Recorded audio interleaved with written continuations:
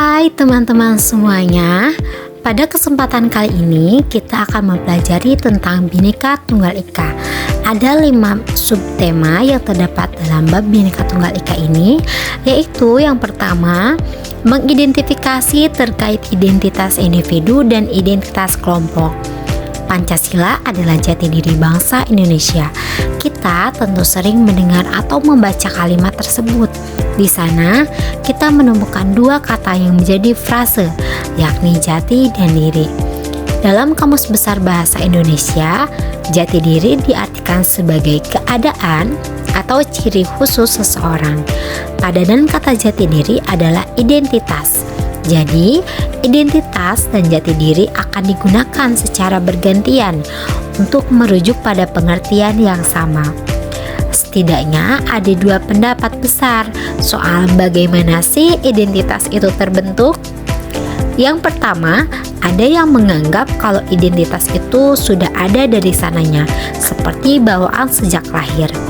Dalam pandangan kelompok ini, identitas itu merupakan sesuatu yang sudah ada secara alami pada seseorang atau satu grup maupun kelompok.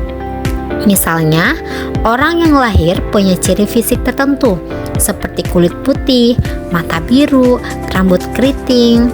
Nah, itu merupakan contoh bagaimana kita melihat identitas sebagai sesuatu yang memang sudah ada dari lahir.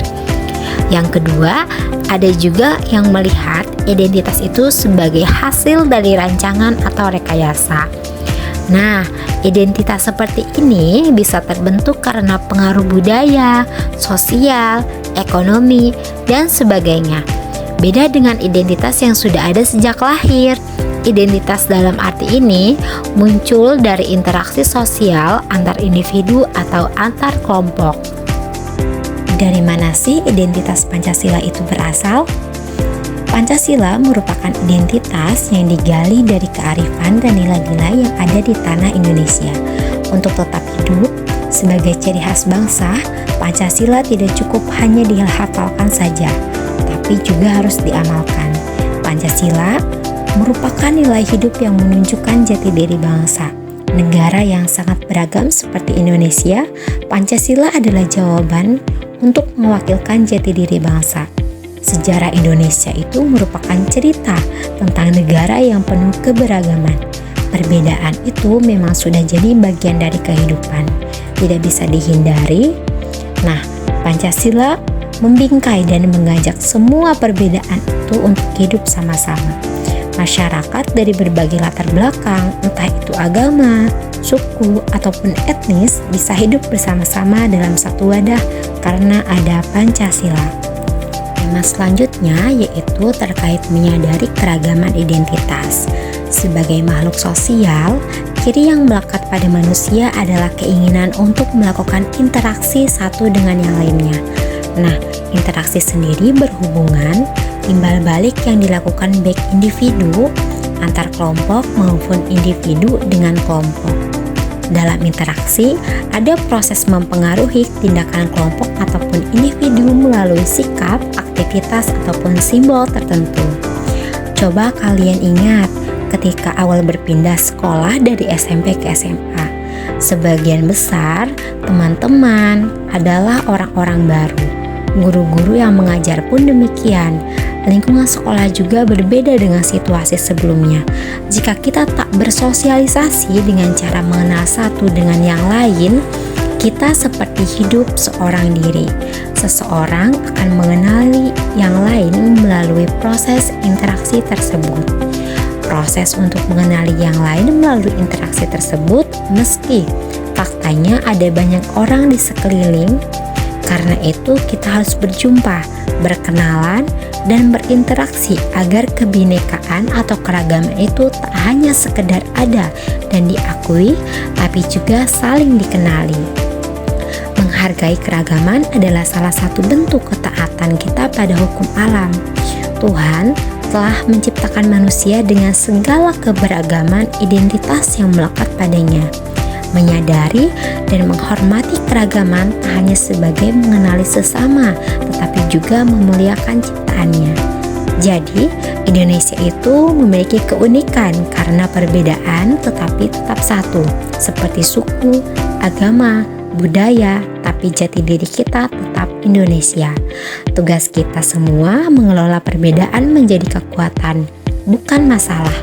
Kita harus sadar dan kenal dengan keberagaman itu. Tujuannya untuk bisa saling menghargai budaya, agama, suku, dan bahasa setiap orang. Selanjutnya yaitu pembahasan yang ketiga terkait kolaborasi antar budaya. Indonesia merupakan negara yang menaungi banyak budaya dari Sabang sampai Merauke. Semua ragam budaya difasilitasi dan dikembangkan secara bersama-sama. Ada banyak sekali konflik yang awalnya dipicu karena perbedaan. Contohnya konflik Sampit, Kalimantan Tengah yang terjadi pada tahun 2001. Konflik antar etnis ini berawal dari bentrokan antara warga suku Dayak dan suku Madura. Pada tanggal 18 Februari tahun 2001, konflik tersebut meluas ke seluruh provinsi Kalimantan Tengah, termasuk di ibu kota Palangkaraya. Diduga, konflik tersebut terjadi karena persaingan di bidang ekonomi. Pada konflik tersebut, Komnas HAM membantu Komisi Penyelidikan Pelanggaran HAM Sampit. Menurut Yayasan Deni JA, tercatat ada sekitar 469 orang meninggal dalam konflik tersebut, sebanyak 108.000 orang harus mengungsi. Nah, maka dari itu seharusnya kita tidak hanya menghormati budaya, tapi juga kita diajak untuk kerjasama dan menunjukkan bahwa perbedaan bisa jadi sumber harmoni. Kolaborasi antar budaya sangat penting. Ini bentuk kerjasama yang dasarnya nilai bersama, komitmen, dan semangat saling mengerti.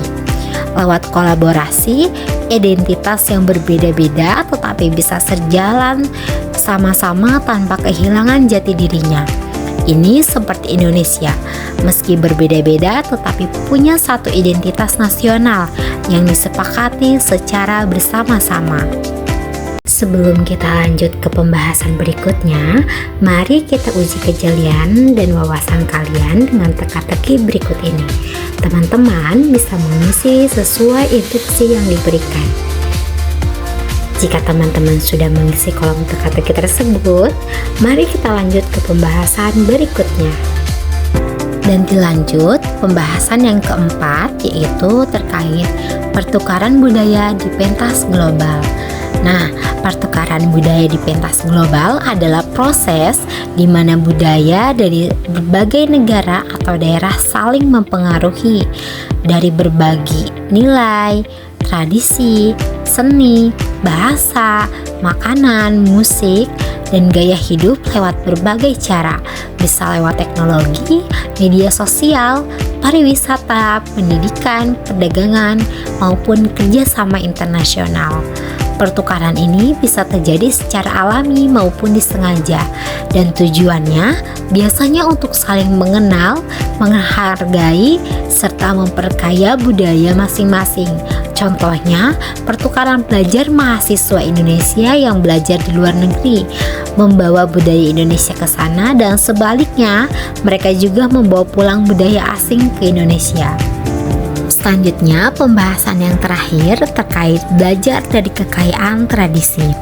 Belajar dari kekayaan tradisi berarti mengambil nilai-nilai, pengetahuan, dan pelajaran hidup dari adat, kebiasaan, budaya, dan warisan leluhur yang sudah ada sejak lama.